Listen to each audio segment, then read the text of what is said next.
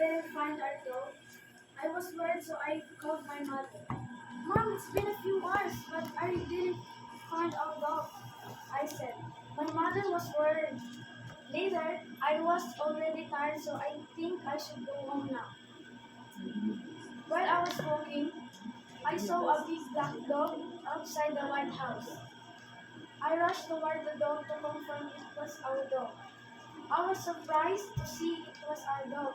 Finally, there you are. We're so worried about you, I said excitedly. Our dog was so happy to see me. I rushed to our house and tell my mother.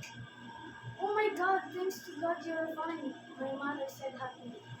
I've learned not to take our dog by himself, and this is our responsibility to take our pets.